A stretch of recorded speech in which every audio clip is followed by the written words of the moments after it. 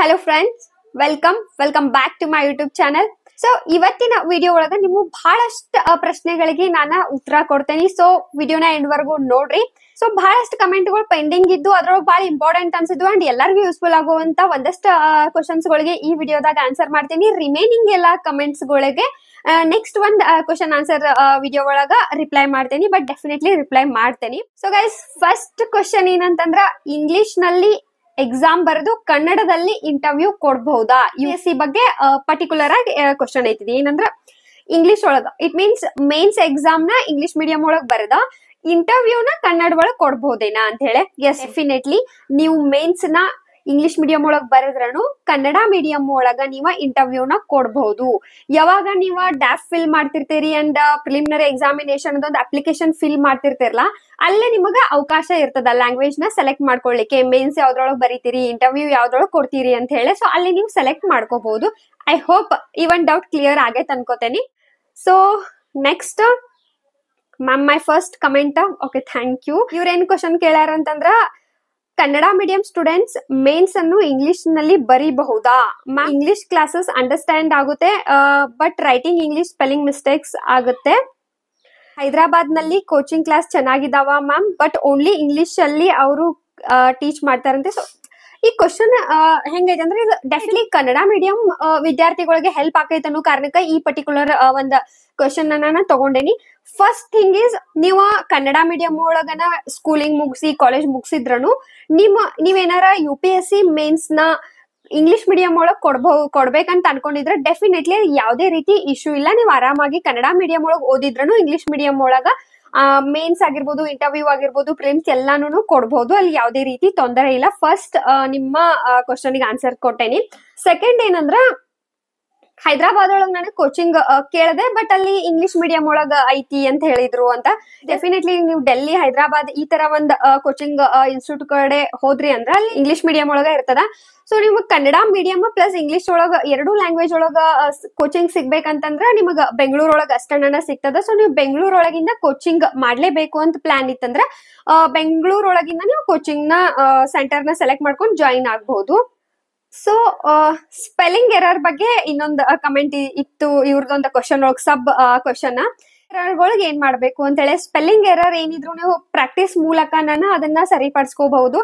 Every day ನೀವು NCERTs ನ ಓದೋದ್ರಿಂದ ಅಂಡ್ ಓದಿದ ಒಂದಷ್ಟು NCERTs ಸಮ್ಮರಿನ ನೆನ್ಪಿಟ್ಕೊಂಡ ನೀವು ನಿಮ್ ಒಂದ್ ಲ್ಯಾಂಗ್ವೇಜ್ ಒಳಗ್ ಬರೆಯೋದ್ರಿಂದ ಅವಾಗ ಒಂದಷ್ಟು ಸ್ಪೆಲ್ಲಿಂಗ್ ಎರರ್ಗಳು ಫಸ್ಟ್ ಆಗ್ತಾವು. ಆಮೇಲೆ ಅಗೇನ್ ಅದನ್ನ ನೀವು ತಿದ್ಕೊಂತ ಹೋದ್ರಿ ಅಂದ್ರ, ಈ ತರ ಪ್ರಾಕ್ಟೀಸ್ ಮಾಡ್ಕೊಂತ ಹೋದ್ರಿ ಅಂದ್ರೆ ಸ್ಪೆಲ್ಲಿಂಗ್ ಎರರ್ ಕಡಿಮೆ ಆಗ್ತಾವ.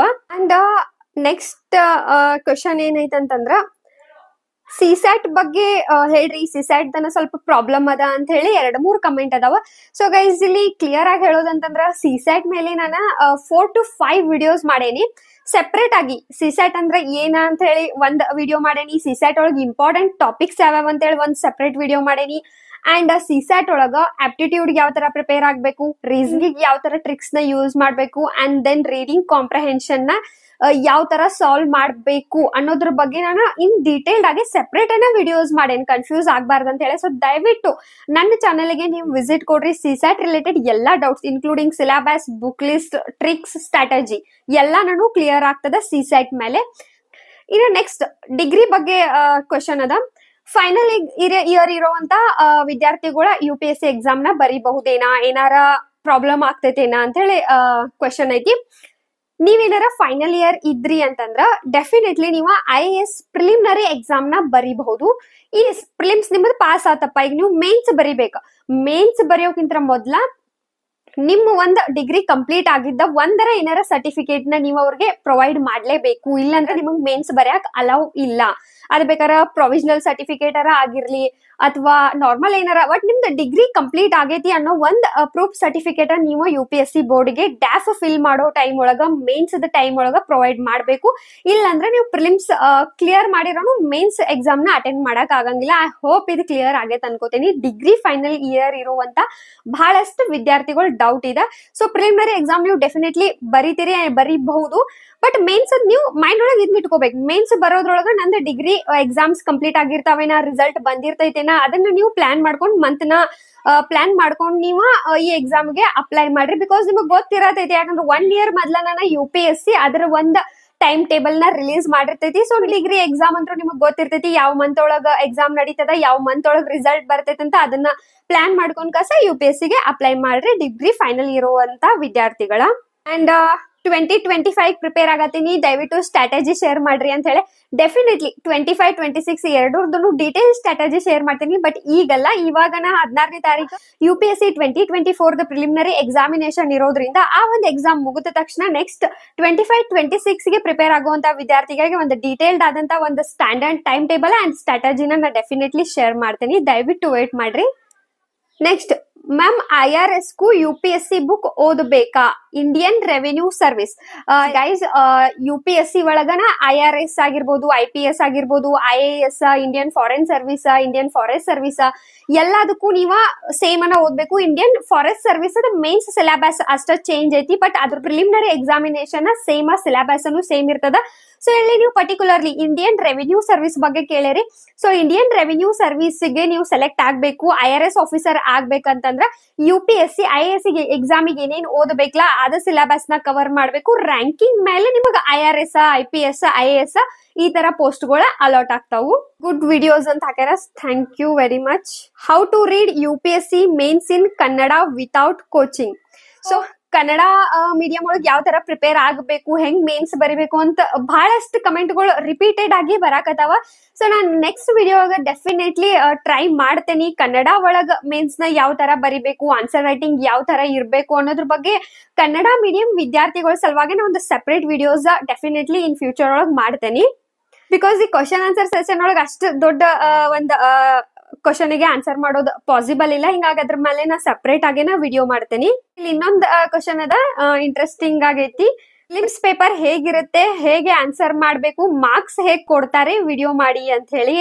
ಅಂಡ್ ಸೊ ಪ್ರಿಲಿಮಿನರಿ ಎಕ್ಸಾಮ್ ಏನಿಲ್ಲ, ಈಗ ನೀವು KS ಹೆಂಗ್ ಕಾಂಪಿಟೇಟಿವ್ ಎಕ್ಸಾಮ್ ಬರೀತಿರಲ್ಲ ಅದೇ ತರ ಪ್ರಿಲಿಮ್ಸ್ ಒಳಗ 2 ಪೇಪರ್ ಇರ್ತಾವು. ಒಂದು CSAT ಇರ್ತೈತಿ, ಕ್ವಾಲಿಫೈಯಿಂಗ್ ನೇಚರ್ ಒಳಗ ಪೇಪರ್ 2, ಅಂಡ್ ಪೇಪರ್ 1 ನಿಮ್ದು GS ಇರ್ತೈತಿ. ಪೇಪರ್ 1 ಒಳಗ ನಿಮ್ದು history, geography, economy, environment, science and technology and current affairs ಇದೆಲ್ಲ ಕವರ್ ಆಗಿರ್ತದ. CSAT ಒಳಗ ನಿಮ್ದ aptitude, reasoning and reading comprehension cover ಆಗಿರ್ತೈತಿ. ಸೊ ಫಸ್ಟ್ ಪೇಪರ್ ನಿಮ್ದು ಹೆಂಗಿರ್ತೈತಿ ಅಂದ್ರ 100 ಕ್ವಶನ್ಸ್ ಇರ್ತಾವು, 200 ಅಂಕಗಳಿಗೆ ಪೇಪರ್ ಇರ್ತೈತಿ. ಸೊ ಒಂದು question carries 2 marks and negative marking ಅನ್ನು ಇರ್ತೈತಿ. ಇನ್ನ ಪೇಪರ್ 2 ಏನೈತ್ಲಾ, CSAT ಏನೈತ್ಲಾ, ಅದು ಕ್ವಾಲಿಫೈಯಿಂಗ್ ನೇಚರ್ ಒಳಗ ಇರ್ತದ.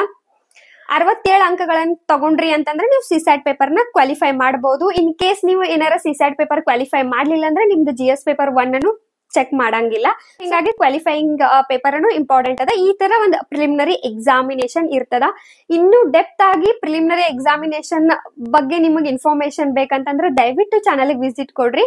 500+ ವಿಡಿಯೋಸ್ ಮಾಡೇನಿ ನಾ ಪರ್ಟಿಕ್ಯುಲರ್ಲಿ UPSC ಮೇಲೆನ. ಸೊ ಚೆಕ್ ಮಾಡ್ರಿ, ವಿಸಿಟ್ ಕೊಡ್ರಿ. ಇನ್ನು ಅಕ್ಕ IRS ಎಕ್ಸಾಮ್ ಅಪ್ಲಿಕೇಶನ್ ಯಾವಾಗ ಬಿಡ್ತಾರೆ, ಪ್ಲೀಸ್ ರಿಪ್ಲೈ ಮಾಡಿ ಅಂತ ಹೇಳಿ. ಇಲ್ಲಿ IRS ಆಗಿರ್ಬೋದು, IPS ಆಗಿರ್ಬೋದು, IAS ಆಗಿರ್ಬೋದು, ಈ ಎಲ್ಲಾ ಎಕ್ಸಾಮಿನೇಷನ್ ಗಳು ಒಂದೇ ಸಲ ನೋಟಿಫಿಕೇಶನ್ ರಿಲೀಸ್ ಆಗ್ತದ. ಒಂದೇ ಸಲ ಪ್ರಿಲಿಮಿನರಿ ಎಕ್ಸಾಮ್ ನಡೀತದ, ಒಂದೇ ಸಲ ಮೇನ್ಸ್ ಅಂಡ್ ಒಂದೇ ಸಲ ಇಂಟರ್ವ್ಯೂ ನಡೀತದ. So every year February before 15ನೇ ತಾರೀಕು ಒಳಗಾಗೇನ UPSC ನೋಟಿಫಿಕೇಶನ್ ನ ರಿಲೀಸ್ ಮಾಡ್ತೈತಿ ಪ್ರತಿ ವರ್ಷ. ಅಂಡ್ ಪ್ರತಿ ವರ್ಷ ಆನ್ಯುವಲ್ ಕ್ಯಾಲೆಂಡರ್ ನ ರಿಲೀಸ್ ಮಾಡ್ತೈತಿ. ಅಕಾರ್ಡಿಂಗ್ ಟು ದಟ್ ಓನ್ಲಿ ಅದ ಎಕ್ಸಾಮ್ ನ ಕಂಡಕ್ಟ್ ಮಾಡ್ತದ. ಸೊ ಗೈಸ್, ಮ್ಯಾಕ್ಸಿಮಮ್ ಕ್ವಶನ್ ಗಳಿಗೆ ಆನ್ಸರ್ ಮಾಡಕ ಟ್ರೈ ಮಾಡೇನಿ. ಇನ್ನೂ ಕ್ವಶನ್ಸ್ ಪೆಂಡಿಂಗ್ ಅದಾವು, ಬಟ್ ವಿಡಿಯೋ ಬಹಳ ಲೆಂಗ್ತಿ ಆಗ್ತೈತಿ ಅಂಡ್ ಲೆಂಗ್ತಿ ವಿಡಿಯೋಸ್ ನ ಬಹಳಷ್ಟು ಜನ ನೋಡಂಗಿಲ್ಲ. ಹಿಂಗಾಗಿ ನೆಕ್ಸ್ಟ್ ಒಂದು ವಿಡಿಯೋ ಒಳಗ ನೀವು ಇನ್ನೊಂದಷ್ಟು ರಿಮೈನಿಂಗ್ ಕ್ವಶನ್ಸ್ ಗಳಿಗೆ ಆನ್ಸರ್ ಮಾಡ್ತೀನಿ. Thank you.